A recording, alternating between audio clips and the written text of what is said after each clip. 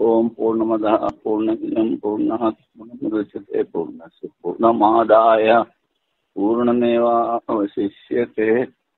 ओम शांति शांति शांतिः। शंकरं शंकराचार्यं केशवं बादरायणं सूत्रभाष्यकृतौ वन्दे भगवन्तौ पुनः पुनः। ईश्वरो गुरुरात्मेति मूर्तिभेद विभागिने व्योमवद्व्याप्तदेहाय दक्षिणामूर्तये नमः। అబధికరణం ముందు మాతరిష్వాధికరణం చెప్పారు. మాతరిష్వ అంటే వాయువు, వాయు తర్వాత తేజోధికరణము, తేజ తర్వాత అబధికరణం. అవంటే జలం. వాయువు నుండి అగ్ని ఉత్పన్నమైనది చెప్పగా తర్వాత జలము భూమి బుద్ధిస్థమైనవి. బుద్ధి సన్నిధాన రూప సంగతి వలన తర్వాత రెండు అధికరణలు ప్రారంభించుచున్నారు. వాయువు నుండి అగ్ని చెప్పారు, ఉత్పన్నమైంది. అగ్ని తర్వాత ఇంకొన్నవి రెండే భూతాలు, జలము భూమి.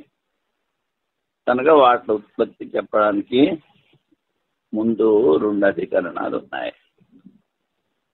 ఇది జలము, రెండోది పృథ్వీ చెప్తారు. జలం యొక్క ఉత్పత్తి శృతి ఈ అధికరణకు ఉచ్చారణీయ విషయము. బ్రహ్మ నుండి జలం ఉత్పన్నమవుతుందా లేక అగ్ని నుండియా?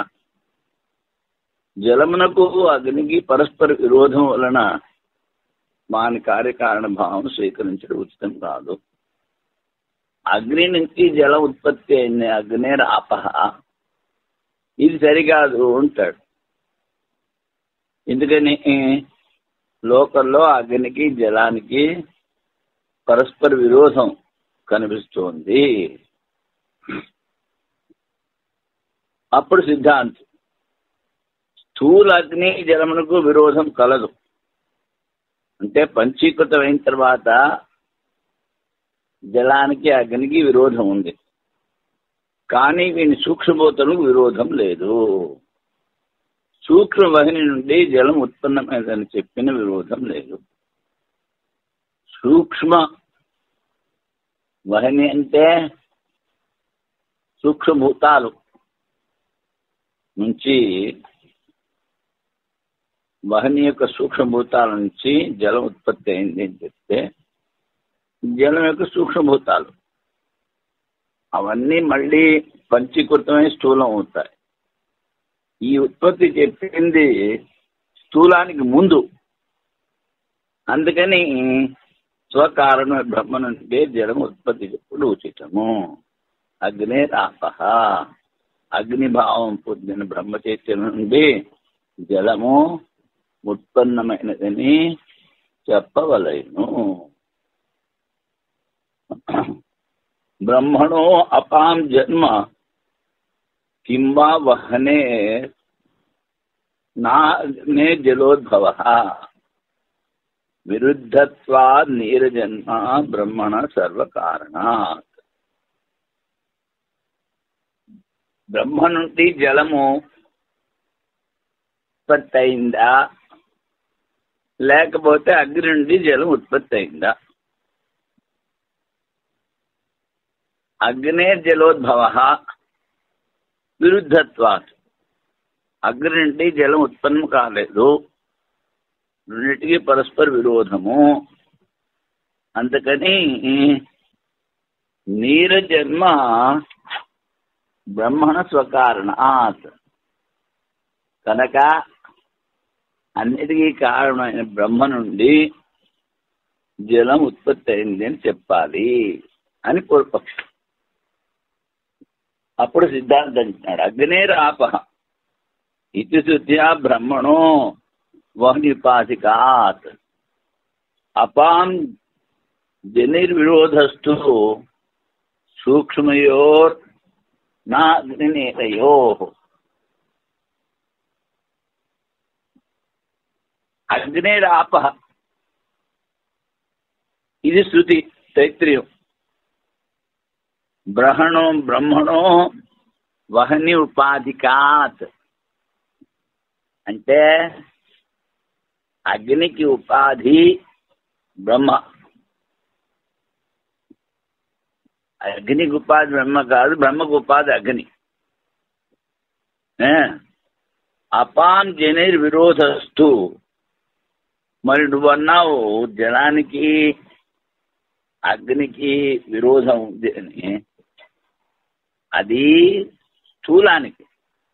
సూక్ష్మయోర్ నా అగ్ని ఎరయో. సూక్ష్మములైన అగ్నికి జలానికి విరోధము లేదు. అది జలం యొక్క జన్మ బ్రహ్మ నుండియా లేక అగ్ని నుండియా? అగ్ని నుండి జలము ఉత్పత్తి కాజాలరు. ఇందుకన్నా పరస్పర విరోధము అన్న కనుక సర్వకాలం బ్రహ్మ నుండి జలము ఉత్పత్తి అయ్యను అని పూర్వపక్షి. ఈ పూర్వపక్షి సిద్ధాంతం చెప్పిన జవాబు. అగ్నేరాపహ అనగా అగ్ని నుండి జలం ఉత్పత్తి అవును. సూక్ష్మ అపంచీకృత అగ్నికి జలమునకు విరోధము లేదు. ఇప్పుడు భారతీయ వ్యాఖ్య. అగ్ని నుండి జలం ఉత్పన్నం అవుతున్నదని ఈ శృతుల్లో ఈ క్రింది విధముగా చెప్పబడినది. తద ఆపోసుజత అది జలము సృష్టించను అని చాందోగ్యంలో. అగ్నిరాపహ అదేంటే బ్రహ్మ జలమును సృష్టించింది చాందోగ్యం. అగ్నిరాపం తైత్రీయం, అగ్ని నుండి జలం. ఇది సరికాదు ఉంటాడు పూర్వపక్షి. అగ్ని జలములు పరస్పర విరోధము మరియు నాస్య నాశక భావం.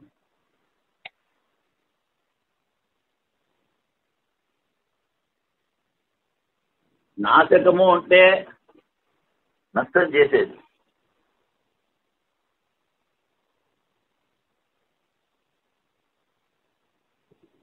నాస్యము అంటే నష్టం అయ్యేది.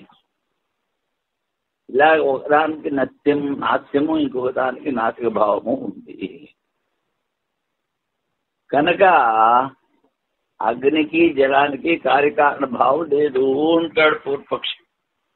అది వాడు చెప్పేది. అప్పుడు సిద్ధాంతి సమాధానం.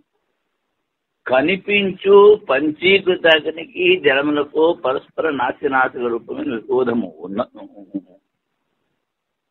పంచీకృతమైన కనిపించేటువంటి అగ్నికి జలానికి నాశక భావం ఉంది. అపంచీకృతమైన అగ్ని జలములకు విరోధం కల్పన సంభవం కాదు. దానికి విరోధం కల్పన చేయలేవు. ఎక్కువ ఎండ వేడికి చెమట పట్టుట, వర్షం కురియుట చూడబడుతూనే ఉన్నది. అంటే అగ్ని నుండి జలము కనుక ఇది ఉదాహరణ ఇచ్చారు. పైన చెప్పిన 2 సుల ద్వారా అగ్ని రూపం పొందిన బ్రహ్మం నుండి జలం ఉత్పన్నమైనది. అగ్ని రూపాపన్న బ్రహ్మ దాని నుండి జలం ఉత్పత్తి అయింది. ఇందులో ఒకటే సూత్రం. అపహ కాదు, ఆపహ అంటే జలములు. ఇంతే సూత్రం అర్థం. అగ్ని నుండి జలం ఉత్పన్నం అవుతున్నది. ఆపహ అని చెప్పారు అక్కడ శృతిలో. అగ్ని నుండి జలం ఉత్పన్నం. ఈ శృతి జలము తేజస్సు నుండి ఉత్పన్నమని ప్రతిపాదించుతున్నది. అగ్ని నుండి జలం ఉత్పన్నమైనదే అని శృత్యర్థమునకు, బ్రహ్మ నుండి జలం ఉత్పన్నమైనది అని శృత్యర్థమునకు విరోధం ఉన్నదని చెప్పి పూర్వపక్ష సంశయం సరికాదు. బ్రహ్మ నుంచి జలము అగ్ని నుంచి జలము అంటే ఇక్కడ విరోధం ఉందంటాడు సిద్ధాంతి. అగ్నిరాప, అగ్ని నుండి జలం ఉత్పన్న శృతి ద్వారా జలము తేజోజన్యం, జలం అగ్నిజన్యం. అగ్ని ద్వారా జలం దగ్ధం అవుతుండగా జలం అగ్నిజన్యం ఎట్లు చెప్పగలరు? అగ్ని ద్వారా జలం దగ్ధం అయిపోతుంది. కొంచెం అగ్ని ఉంటే జలం పోస్తే అగ్ని ఆరిపోతుంది, సరికాదంటాడు. ఎందుకని? పంచీకృత భూతములనే అపంచీకృత భూతములో దాహక భావము అసంభవము. అపంచీకృత భూతంలో విరోధం లేదు. కాన పూర్వము వలె తేజో రూపం పొందిన బ్రహ్మము నుండి బ్రహ్మజన్యము జలము అను వచనం ఉండగా సంశయం పనికిరాదు. ఈ విధంగా అబలీకరణం పూర్తయింది. ఇప్పుడు పృథివీ అధికరణం. ఇదంటాడు సంగతి పూర్వంలో చెప్పాము, ముందు 2 అధికరణాలు చెప్తున్నామని. అందుకని సంగతి నిరూపించబడినది. పృథివీ ఉత్పత్తిని చెప్పు శృతి అధికరణకు విషయం. తా అన్నమసృజత, తా ఆప, ఆ జలము అన్నమును సూచించను. ఎవరి అన్నములకు ఉత్పత్తి చెప్పబడినదా లేక పృథివీ ఉత్పత్తి చెప్పబడినదా? అన్నం అంటే ఎవలు, గోధుమలు, ధాన్యము తీసుకోవాలా లేక పృథివీ తీసుకోవాలా? ఎందుకని? తా ఆపహ అన్నమసృజిత అన్నారు, అన్నం అన్నారు, పృథివీ అనలేదు. అన్న శబ్దమే యవాది అర్థంలో ప్రసిద్ధం. అందువల్ల జలం నుండి యవాదుల ఉత్పత్తిని స్వీకరించడం పృథివీ కాదు అని పూర్వపక్షం. అప్పుడు సిద్ధాంతి చెప్తున్నాడు, భూతములకు ఉత్పత్తి ప్రసంగం అవటం వలన నలుపు రూపం ఏర్పడటం వలన కూడా జలం నుండి పృథివీ ఉత్పత్తిని స్వీకరించవలేను. అన్నమునకు కారణం పృథివీ. అన్నమునకు కారణం పృథివీ అంటే పంటలన్నీ పృథివీ నుంచి వస్తాయి. అందుకని ఈ కారణ శబ్దం పృథివీ కార్యశబ్దంలో ప్రయోగించి కారణాన్ని చెప్తున్నారు. కార్యం ఏంటి? ఎవలు, గోధుమలు. వాటికి కారణం ఏంటి? పృథివీ నుంచి ఉత్పన్నం. అందుకని కార్యశబ్దం ద్వారా కారణ శబ్దాన్ని చెప్తున్నారు. అందువల్ల అభ్య పృథివీ, జలం నుండి పృథివీ అనగా జలం నుండి పృథివీ ఉత్పన్నమైనది. మరియు తా అన్నం వస్తుంది, తా జలం అన్నం వస్తుంది. ఈ 2 వ్యక్తులు సమానార్థకం. ఒకటి కారణం చెప్తోంది, ఒకటి కార్యం చెప్తోంది, అంతే. అభ్య పృథివీ అంటే కారణం, తా అన్నం వస్తుంది అంటే ఆ జలాలు అన్నాన్ని సృజించాయంటే కార్యం. కార్యకారణానికి అభేదం. ఇప్పుడు వైయాసిక న్యాయమాల. తా అన్నమసృజ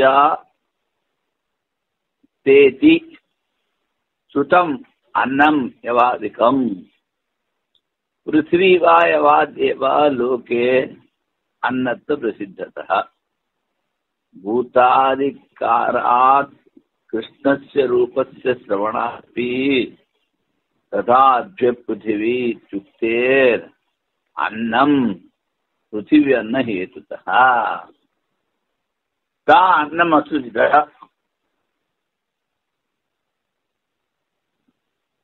తా అంటే ఆ జలము అన్నాన్ని సృజించింది. ఇలాగా శృతిలో వినపడుతోంది. అన్నం అంటే ఎవలు, గోధుమలు, ధాన్యము. పృథ్వీ వా యవా దేవలోకే, యవాదులు లోకలో అన్నంతో చెప్తారు. అందుకని ఇక్కడ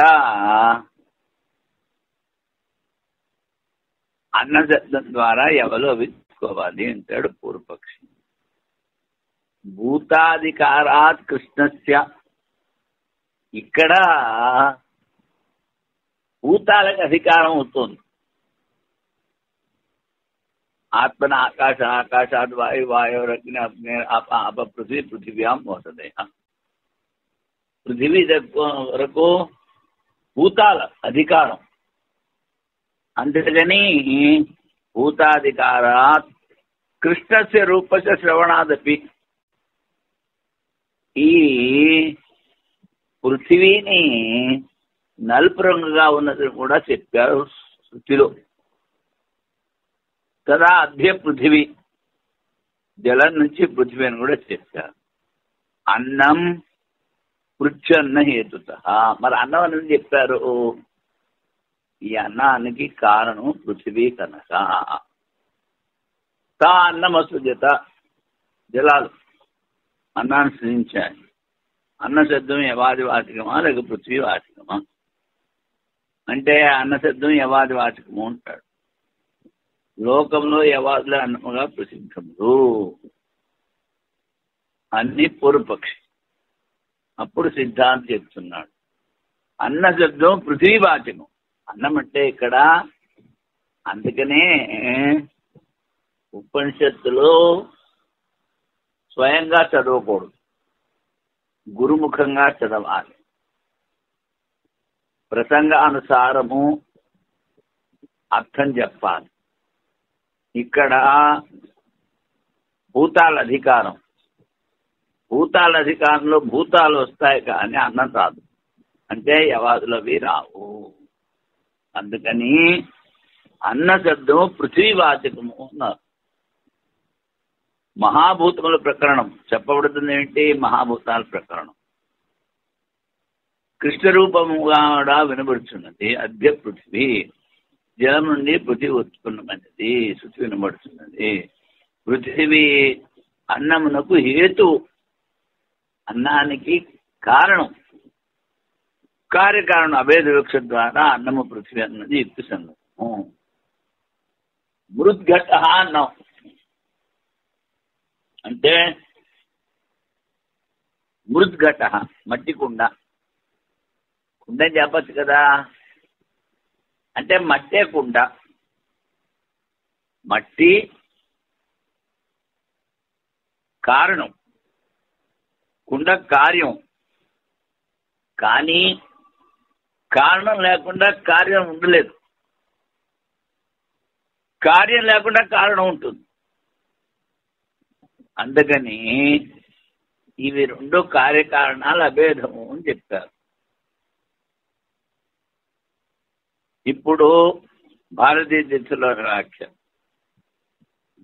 చాందోగ్యోపనిషత్తులో తా అన్నం అసృజిత, జలము అన్నం సృజించను. ఈ శృతి వాక్యము ద్వారా జలము నుండి అన్నం ఉత్పన్నమైనది వినబడుతున్నది. అన్న శబ్దార్థము లోక ప్రసిద్ధులను అనుసరించి ఎవరు దానిని చెప్పవలేను. ఇది పూర్వపక్షం. ఇప్పుడు దీనికి సిద్ధాంతి చెప్తున్నాడు. సిద్ధాంత సమాధానం అన్న శబ్దమునకు అర్థం పృథివీ, మహాభూతముల సృష్టి ప్రసంగము కానా. ఇంకొక మాట, ఏది అగ్నే రోహితం రూపం తేజస్తద్ రూపం యత్ శుక్లం తదపాం యత్ కుష్టం తదన్నస్య అని చాందోగ్యంలో చెప్పారు. అగ్ని ఏదైతే ఎరుపు రూపంగా ఉందో అది అగ్ని, ఏదైతే తెల్లగా కనిపిస్తుందో అవి నీళ్లు, ఏదైతే నల్లగా కనిపిస్తుందో అది పృథివీ. దీపం తీసుకున్నాము, దీపంలో ఎర్రగా కనిపించే భాగము అగ్ని, తెల్లగా కనిపించే భాగము నీళ్లు, నల్లగా కనిపించే భాగము పృథివీ. కృష్ణ రూపం ఎక్కువగా పృథివీలో కనపడుతున్నది, ధాన్యాదులో కాదు. ధాన్యము ఎవరు బియ్యంలో నలుపు రంగు ఎక్కడ కనిపిస్తుంది? కనిపించదు. అందుకని అద్య పృథివీ, జలము నుండి పృథివీ తత్వం జనించెను. తైత్రీయ శృతితో ఏకవాక్యతను పొందటం వలన అన్న శబ్దము పృథివీ అని అర్థము. అన్న శబ్దము పృథివీ అర్థములో ప్రవృత్తి లేదని చెప్పలేము. కార్యకారణ అభేద దృష్టితో చెప్తే యుక్తియుక్తము. అన్న శబ్దము పృథివీ అర్థంలోనే చెప్పబడింది. ఇంతవరకు భారతీయ తీర్థుల వారి వ్యాఖ్యకి అనువాదం అయింది. ఇప్పుడు సూత్రం పృథివీ అధికార రూప శబ్దాంతరేభ్య. ఇక్కడ భూతాల అధికారం, పృథివీ అధికారం వస్తుంది. పృథివీ అధికార రూప శబ్దాంతరేభ్య. పృథివీకి అన్నం అనే ఇంకో శబ్దం ద్వారా చెప్పారు. అన్న శబ్దం ద్వారా పృథివీ ఇచ్చట చెప్పబడినది. యవాదులను చెప్పుడు ఉచితం కాదు. తేజో అసృజత, బ్రహ్మము అగ్ని సృష్టించను. ఈ ప్రకారం మహాభూతుల ఉత్పత్తి ప్రకారం చెప్పబడుతున్నది. యత్ కృష్ణం తద్ అన్నస్య, నల్లి రూపము అది అన్నం యొక్క రూపము అని పృథ్వీతత్వం చెప్పు. కృష్ణ రూపం వినబడుతున్నది. నలుపుగా ఉండేది పృథివీ ఎక్కువ భాగం. అద్య పృథివీ, జలము నుండి పృథివీ ఉత్పన్నమైనదని తైత్రీయోపనిషత్తు. జలజన్యమని ప్రతిపాదించి వేరొక శృతి కూడా కలదు. జలము నుండి పృథివీ ఉత్పత్తి అయిందని జలజన్యం ఇంకో శృతి కూడా ఉంది అంటాడు. అద్య పృథివీ, జలము నుండి పృథివీ ఉత్పన్నమైనది. ఈ జలజన్యమని ప్రతిపాదించి వేరొక శృతి కూడా కాదు. ఇంతవరకు సూత్రార్థం. ఇప్పుడు సూత్ర వివరణ. అద్య పృథివీ, జలం నుండి పృథివీ ఉత్పన్నమైనది.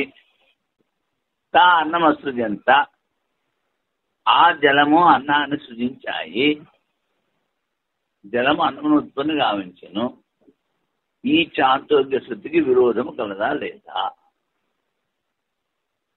అద్య పృథివీ అన్నావు, మళ్ళీ తా అన్నం అసృజంత అని రెండు శృతులు. తా అన్నం అసృజంత చాందోగ్యం, అద్య పృథివీ తైత్రీయం. ఈ రెండు శృతులకి విరోధం ఉందా లేదా? అన్న శబ్దం బియ్యము యమాదులో ప్రసిద్ధం, పృథివీ అర్థంలో కాదు. జలము పృథివీకి కారణం, మరొక శృతిలో అన్నమునకు కారణం వినగా శృతుల్లో విరోధం కలదని తెలియచున్నదని పూర్వపక్షి కథనము. అన్న శబ్దము బియ్యము యమాదులు. అన్నం అంటే పృథివీ అని చెప్పరు లోకంలో. శృతిలో జలము పృథివీకి కారణము అని ఒక శృతిలో, ఇంకో శృతిలో జలము అన్నమునకు కారణము అని వినిపిస్తుంది. అందుకని ఈ రెండు శృతులకి విరోధం ఉందా లేదా? విరోధం ఉంది అంటాడు పూర్వపక్షి. అప్పుడు సిద్ధాంతి చెప్తున్నాడు, జలము నుండి ఉత్పన్నము పృథివీని అన్న శబ్దంతో చెప్పుడు అభీష్టము. జలం నుండి పృథివీ దాని అన్న శబ్దంతో చెప్పారు. యవాదులు చెప్పుడు అభీష్టము కాదు. అధికారము, రూపము మరియు శబ్దాంతరములతో చెప్పిన అర్థము సమర్థింపబడుతున్నది. అధికారం ఏమిటి? మహాభూతాల అధికారం క్రమముగా చెప్పారు. తేజో అసృజత, బ్రహ్మము తేజను సృష్టి చేసను. ఈ మహాభూతముల ఉత్పత్తి చాందోగ్యములు చూడబడుతుంది. ఈ అధికారంలో అగ్ని, జలము, పృథివీ యొక్క క్రమము వచ్చును. ఇది అధికారం. దాన్నే అన్న శబ్దంతో శుద్ధి చెప్పారు. మహాభూతముల ఉత్పత్తి అధికారములో పృథ్వీ క్రమం అతిక్రమించి అకస్మాత్తుగా వ్రీహ్యవాది రూపము గల అన్నమును పరికరించడం న్యాయం కాదు. వికారం ప్రకరణం భూతాలకి మధ్యలో అన్నం తీసుకురాకూడదు. అన్నం అంటే వ్రీహ్యవాది. యత్ కృష్ణ అన్నస్య, ఇది రూపం. దీనిలో కనిపించే నలుపు అన్నం యొక్క రంగు. పృథివీ చిహ్నము నలుపు రంగు అని వినబడుచున్నది. ఇది రూపం. అధ్య పృథివీ శబ్దం అంటే శృతి. జలం నుండి పృథివీ ఉత్పత్తిని ప్రతిపాదించే వాక్యం ఉపలబ్ధము. ఈ విధముగా అధికారము, రూపము, శబ్దము ఈ మూడు చెప్తారు. పృథివీలో అన్నం యొక్క అర్థం నిశ్చితంగా చెప్పిన రెండు శృతులు ఒకే అర్థం చెప్పడం వల్ల ఏకవాక్యము. చాందోగ్యం, తైత్తిరీయం అన్నం అన్నా పృథ్వీ అన్నా ఒకటే అర్థాన్ని చెప్తున్నాయి. కనుక విరోధం లేదు ఉంటాడు. ఇప్పుడు తదభిధ్యాన అధికరణం. తదంటే అది. అభిధ్యానాది అంటే ధ్యానం చేయడం. కానీ అభిధ అంటే చెప్పడం. ఏంటి చెప్తాడో చూద్దాం. పూర్వాధికరణంలో మహాభూతముల ఉత్పత్తి శృతుల విరోధము తొలగించబడినది. భూతముల ఆశ్రయను స్వీకరించి భూతాలను ఆశ్రయించి అన్ని విషయం యొక్క విచారణ కావించవలేను. అందుకని ఆశ్రయ భావము. మహాభూతముల ఉత్పత్తి మరలా ఈ అధికరణం విచారణీయ విషయము. సంశయం. వాయువు మొదలగు భూతముల ఉత్పత్తి దానికి ముందు ఉత్పన్నమైన భూత ఉపహిత బ్రహ్మ. భూతంలో చైతన్య శక్తి బ్రహ్మదే. ఎందుకనగా భూతం జడము. బ్రహ్మ అయినదా, బ్రహ్మ నుండి అయినదా, లేక ఉత్పన్నమైన భూతం నుండి అయినదా? ఆకాశాద్ వాయు, ఆకాశం నుండి వాయువు. పూర్వం ఉత్పన్నమైన భూతం నుండి ఉత్తరోత్తర భూతం ఉత్పన్నమైన చెప్పవలేను. బ్రహ్మ నుండి ఉత్పత్తి కాదు. ఇది ఉత్పత్తి, భూతాల ఉత్పత్తి. అప్పుడు బ్రహ్మరూపాపన్న ఆకాశము, ఆకాశ రూపాపన్న బ్రహ్మము, వాయు రూపాపన్న బ్రహ్మము, అగ్ని రూపాపన్న బ్రహ్మము.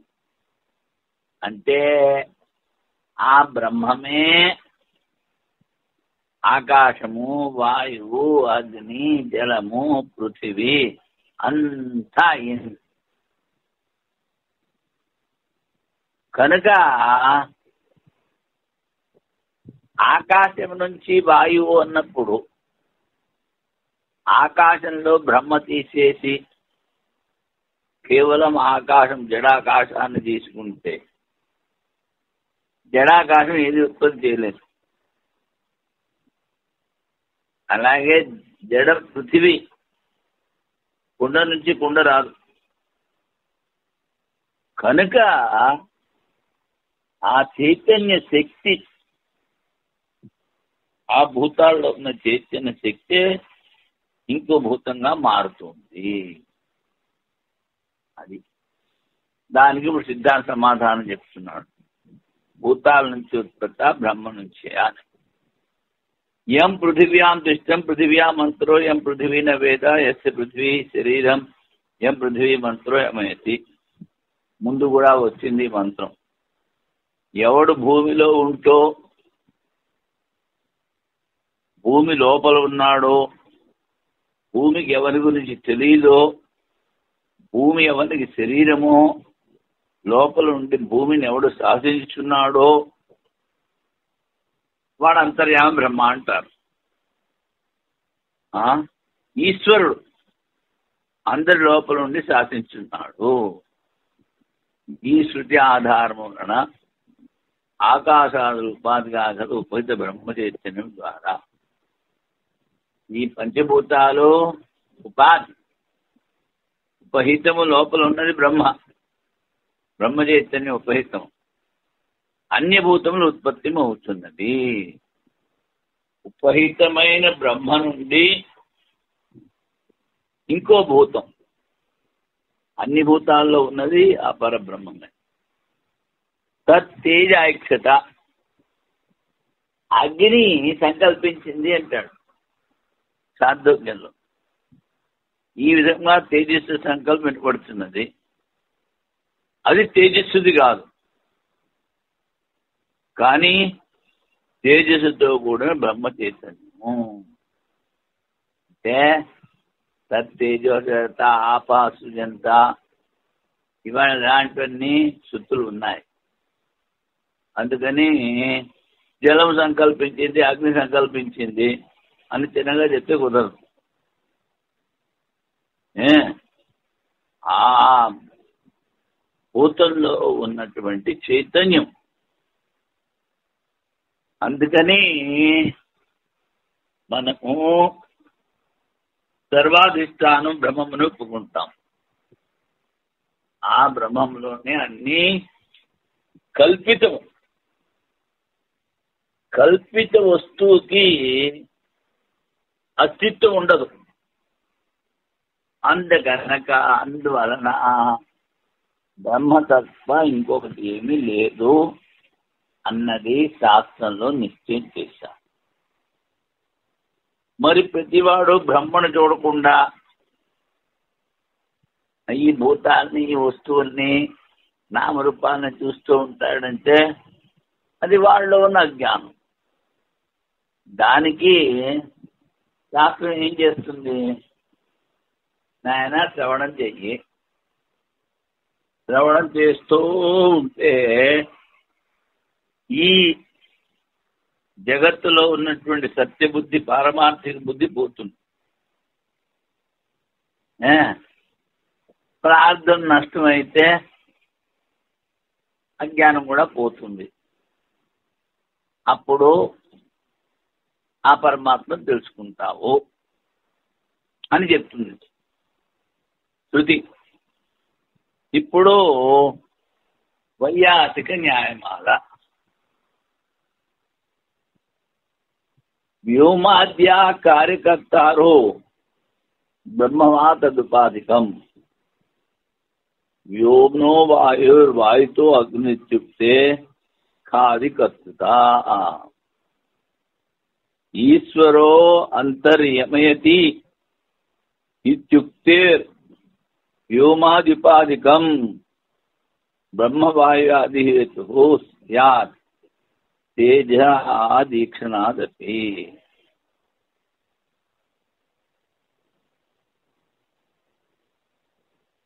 వ్యోమాద్య కార్యకర్తారు. కర్తృత్వము ఆకాశాదుల్లో ఉందా, లేకపోతే ఈ భూతాలకి ఉపాధి అనుకుని ఉపహితమైన బ్రహ్మలో ఉందా? బ్రహ్మవా తదుపాధికం. వ్యోమ్నో వాయు, ఆకాశాత్ వాయు అని శృతి. వాయుతో అగ్ని, వాయురగ్ని అని శృతి. ఇలా చెప్పడం వల్ల ఈ పంచభూతాలలో కర్తృత్వం ఉంది అంటాడు పూర్వాలు. ఖాది కర్తృత్వ. ఖా అంటే ఆకాశాదులో కర్తృత్వం ఉంది. అప్పుడు సిద్ధాంత సమాధానం ఈశ్వరో అంతర్యమయతి. ఈ అంతర్యామి బ్రాహ్మణంలో చెప్పారు ముందు కూడాను. ఆ ఈశ్వరుడు అందరి లోపల ఉండి అన్నిటినీ శాసిస్తూ ఉంటాడు. వ్యోమాదిపాదికం, ఆకాశము, పృథివీ, జలము ఇవన్నీ ఉపాధులు. బ్రహ్మ వాయువ్యాది హేతు, ఈ భూతాలకి హేతు బ్రహ్మ. తేజ ఆదీక్షణాదపి, తేజో అక్షత అన్నావు. అది అయినప్పటికీను ఈ బ్రహ్మే సంకల్పానికి కారణము. ఇప్పుడు ఈ వైయాసిక న్యాయమాలకి అనువాదం, ఆకాశాదులు స్వయంగా కార్యము ఉత్పత్తి చేయుచున్నవా, లేక ఆకాశం ఉపాధిగా గల ఆకాశ రూపం పొందిన బ్రహ్మ కార్యము ఉత్పత్తి చేయుచున్నదా? ఇది సంశయం. ఆకాశం నుండి వాయువు, వాయువు నుండి అగ్ని ఉత్పన్నమయ్యాయని చెప్పారు కనుక ఆకాశాదులే కార్యము ఉత్పత్తి చేయుచున్నది. ఈశ్వరుడు అంతర్యామి. ఇప్పుడు ఆకాశులే కార్యము, ఆకాశాదులే కార్యం ఉత్పత్తి చేయుచున్నవి అంతవరకు పూర్వపక్షం. అప్పుడు దాని సిద్ధాంత సమాధానం. ఈశ్వరుడు అంతర్యామి అని చెప్పడం వలన తేజస్సు మొదలుగా గలవాడి సంకల్పపూర్వక సృష్టిత్వము చెప్పుట వలన కూడా ఆకాశ ఉపాధిక బ్రహ్మం, ఆకాశం ఉపాధి, కుండలో ఉన్న ఆకాశం రెండు వేరు. కుండ ఉపాధి, లోపల ఉన్న ఆకాశం భూతం. అది పృథ్వీభూతము, ఇది ఆకాశభూతం. లోపల ఉన్న దాన్ని ఉపహితము అంటారు, బయట ఉన్న దాన్ని ఉపాధి అంటారు. అందుకని ఆకాశ ఉపాధిక, ఆకాశము ఉపాధిగా గల బ్రహ్మము. బ్రహ్మము వాయువు మొదలగు వాటిని ఉత్పన్నము గావించుతుంది. ఇప్పుడు భారతీయ తీర్థుల వారి వ్యాఖ్య. పూర్వపక్షి చెప్పేది ఏమిటి? పూర్వాధికరణంలో పూర్వపూర్వము కార్యరూపం దాల్చిన బ్రహ్మ నుండి ఉత్తరోత్తర కార్యం ఉత్పన్నమైనది. సిద్ధాంతి ఇలా చెప్పాడు, బ్రహ్మరూపాపన్న వాయువు అగ్ని. బ్రహ్మ ఈ ఉపాధిగా ఉన్నటువంటివి, లేదా బ్రహ్మ ఈ భూతాలు ఉపాధి బ్రహ్మకి. ఇది సరికాదు అంటాడు. ఎందుకని? ఆకాశాద్వాయు, ఆకాశం నుండి వాయువు ఉత్పన్నమైనది, వాయువు అగ్ని, వాయువు నుండి అగ్ని ఉత్పన్నమైనది. అందుకని పూర్వపూర్వము నువ్వు కార్యరూపం దాల్చిన బ్రహ్మ నుండి ఉత్పత్తి అయ్యాది సరికాదు అంటాడు. బ్రహ్మ నిరపేక్షమైన కేవల ఆకాశాదుల నుండి ఉత్తరోత్తర కార్యములైన వాయువు మొదలగు ఉత్పత్తి ప్రతిపాదించబడింది. అప్పుడు ఇంతవరకు పూర్వపక్షం అంటే బ్రహ్మ నిరపేక్ష, బ్రహ్మ ఏం అక్కర్లేదు, ఆకాశం నుంచి వాయువు వచ్చేస్తుంది అని శృతి చెప్పిందంటాడు. అప్పుడు సిద్ధాంతి జవాబు, అంతర్యామి బ్రాహ్మణంలో యా ఆకాశమంతరో యమేతి, ఆకాశము లోపల ఉండే ఆకాశాన్ని ఎవరైతే నియమిస్తున్నారో, అందుకని ఆ నియమన శక్తి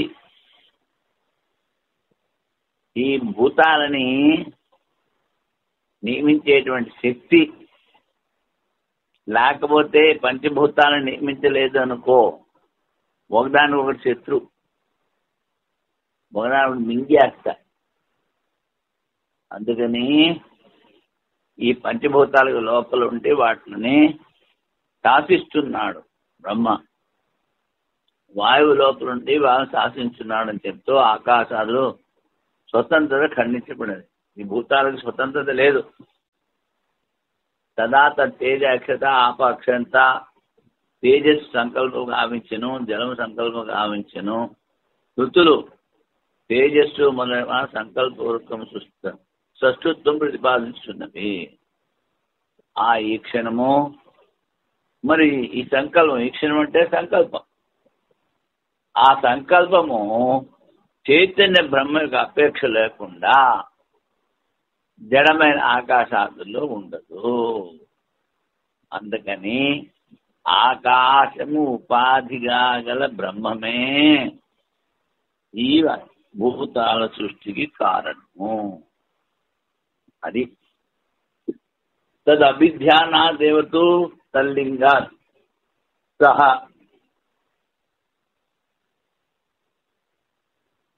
అభిధ్యానం అంటే ఇక్కడ సంకల్పం అనుకుంటా, చూద్దాం. పరమేశ్వరుడై ఆయా కార్య విషయముల విచార రూపమైన ధ్యానం ద్వారా, అభిధ్యానం అంటే ధ్యానం, ఈక్షణం అంటే సంకల్పం. అంటే పరమాత్మ ధ్యానం చేయక్కర్లేదు, సంకల్పం చేస్తే చాలు. అందుకని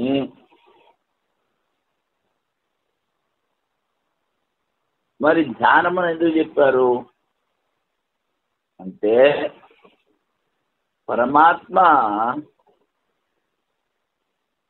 మాయ సహకారం తీసుకుని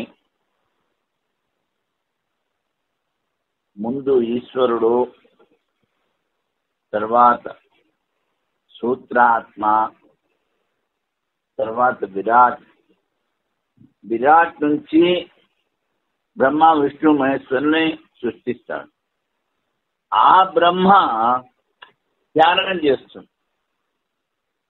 ఎందుకని పూర్వం ఎలాగుందో అలాగే సృష్టి చేయడానికి. అందుకని మళ్ళీ చెప్పారు, ధ్యానం అంటే అందరూ చేసే ధ్యానం కాదు, విచార రూపమైన ధ్యానం. విచారం చేస్తాడు, ఆ తర్వాత సంకల్పం చేస్తాడు. అందుకని శంకరాచార్యులు సంసారం అనే బంధనాల నుంచి బయటపడడానికి విచారం చెయ్యాలి అంటారు. అదే ధ్యానం. విచారే తపస్సు చేయాలంటే అది కూడా విచారమే. ధ్యానము విచారం. ఎందుకని ముందు వస్తువుని తెలుసుకోవాలి, అప్పుడు ధ్యానం చేయాలి.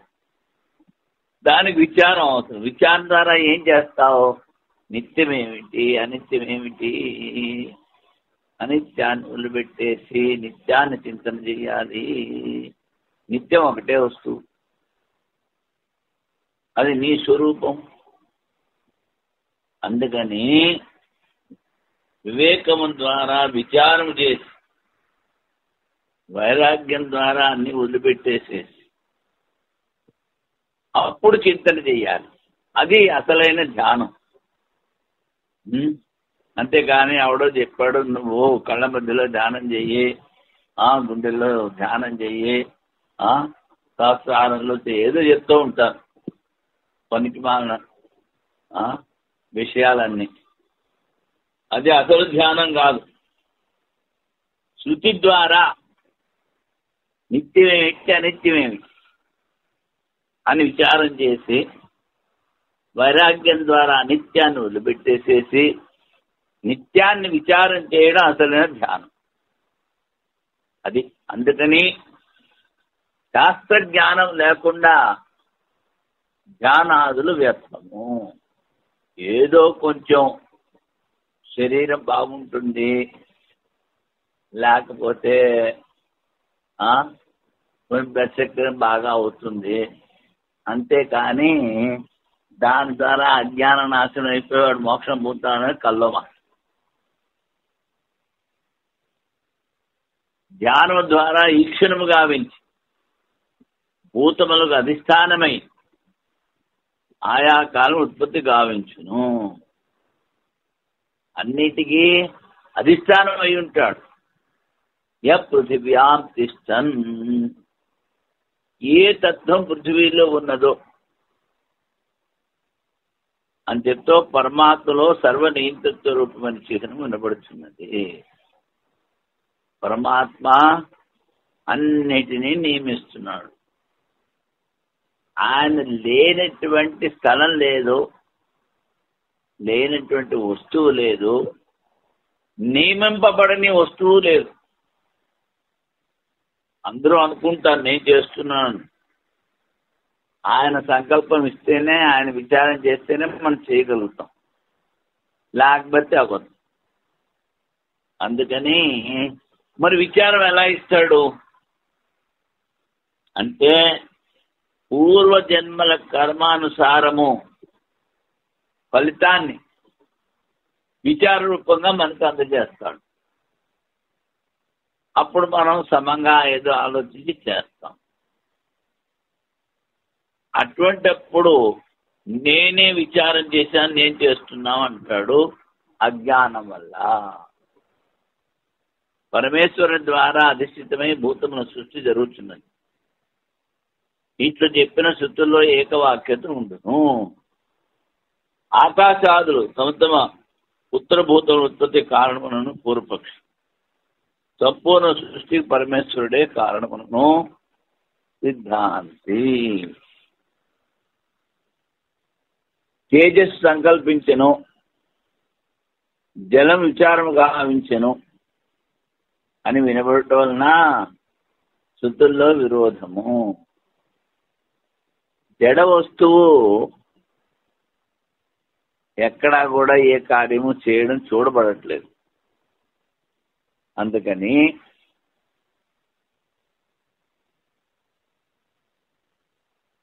పూర్వపక్షి ఆ జడాన్ని పట్టుకుని వేళ్లాడుతున్నాడు.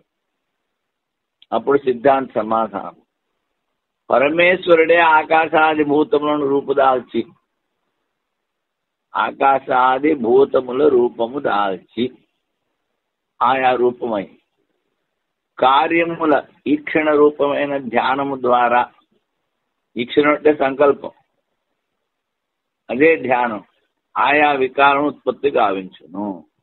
పరమేశ్వరుడు ఆకాశ రూపంలో స్థితమయ్యి వాయువును ఉత్పత్తి చేయుట సంకల్పించి ధ్యానము చేసి వాయువును ఉత్పత్తి గావించును. అటువంటి చిహ్నమే చూడబడుతున్నది, అదే చూడబడుతుంది. యం పృథివ్యాం తిష్టన్ పృథివీమంతరో యం పృథివీ న వేద యస్య పృథివీ శరీరం యం పృథివ్య పృథివీ మంతరో యమయతి. ఇది బృహదారణ్యకోపనిషత్తులోని మంత్రం. ఎవడు అంతర్యామి బ్రాహ్మణము ఉంటారు. బృహదారణ్యకంలో 6 అధ్యాయాలు ఉన్నాయి.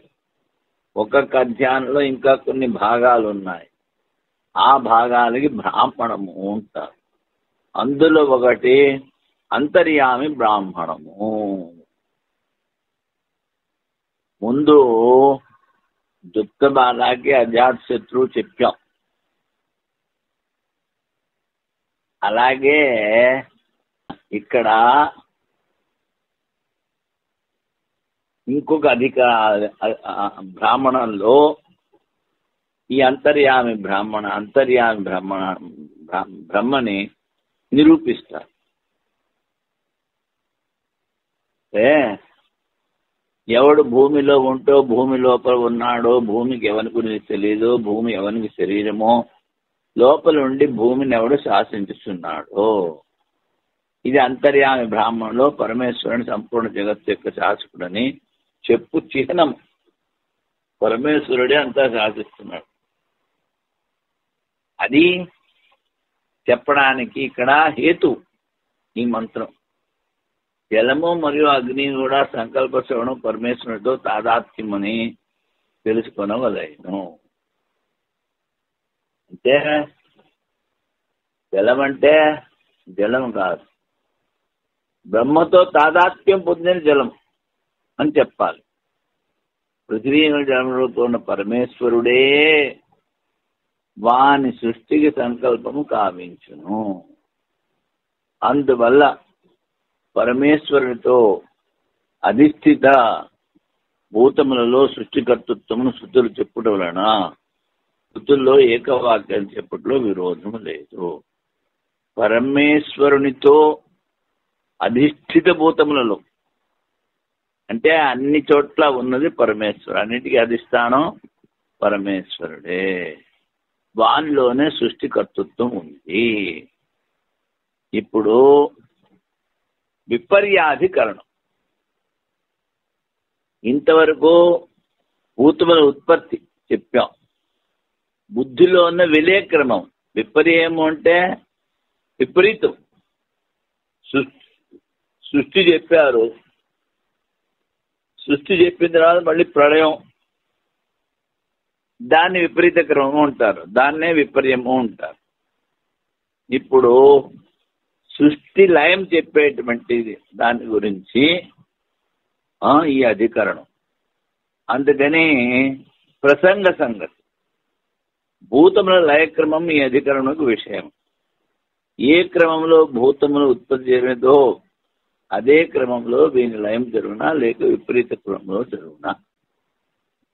అదే క్రమంలో జరగదు, విపరీతంగా జరుగుతుంది. మేడ మెట్లు ఎక్కాం, మొదటి మెట్లు ఎక్కాం, 2, 3, 4 అలా ఎక్కిపోయాం. 20 మెట్లు ఎక్కాం. మళ్ళీ దిగేటప్పుడు 20వ మెట్టు మీద కాలు పెడతామా, 1 మీద కాలు పెడతామా? 20 మీద కాలు పెడతాం. అంటే ఎక్కడం కన్నా దిగడం, దిగడం కన్నా ఎక్కడం విపరీతం అన్నమాట. దాన్ని విపర్యము అంటారు. అలాగే సృష్టికరం.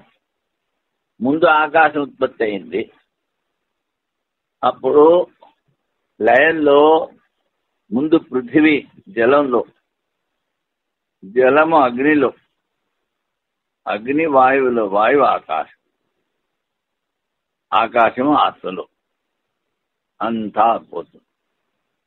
ఏ క్రమంలో భూతులు ఉత్పత్తి జరిగినా అదే క్రమంలో మీ లయం జరుగునా లేక విపరీత క్రమంలో జరుగుతుంది. నిర్వివాదంగా ఉభయభాసిద్ధమైన ఉత్పత్తి క్రమంలోనే భూతముల లయం స్వీకరించవలేము. నేను అలాగే స్వీకరిస్తాను, నువ్వు అలాగే ఎలాగైతే ఉత్పత్తి అయ్యా అలాగే లయం కావాలి అంటాడు. విపరీత క్రమము కల్పితము ఒకటి వలన వివాదాస్పదము. విపరీత క్రమము అది కల్పితము అంటాడు. అప్పుడు సిద్ధాంతి చెప్పే సమాధానం, ఉపాదాన కారణము లేనిచో కాలస్థితి క్షణము కూడా నిలవజాలదు. మట్టి లేకుండా కుండ ఉండదు. దాని కుమ్మరివాడు లేకపోయినా కుండ ఉంటుంది. కుమ్మరివాడు కూర్చున్నాడు, చక్రం ఉంది, కర్ర ఉంది, తాడు ఉంది, అన్నీ ఉన్నాయి, మట్టి లేదు. ఏం కూడా చేస్తాడు? ముందు మట్టి తీసుకొచ్చి దాన్ని పిసికి అప్పుడు దాంతో కుండ చేస్తాడు. అందుకని మట్టిని ఏమిటన్నారు? ఉపాదాన కారణము అన్నారు. నిమిత్త కారణం ఉన్నప్పటికీనూ ఉపాదాన కారణం లేకుండా ఈ జాగ్రత్త అవస్థలో భూమిలో కార్యకారణ భావం రాదు. ఉపాదాన కారణం నుంచో కార్యస్థితి క్షణం కూడా నిల్వజాలదు. అందుకని ఓ దేవర్షి నారద, సంపూర్ణ జగత్ యొక్క ప్రతిష్ట ఈ భూమి ప్రళయకాలంలో తన కారణం జలంలో లీనమవుతున్నది. పృథివీ జలంలో, జలం అగ్నిలో అది అని స్మృతి కలదు. ఉత్పత్తి క్రమమునకు విపరీత క్రమములో భూతముల లయం జరుగుతుందని స్వీకరించవలెను. ఈ విధంగా విపర్యాధికరణము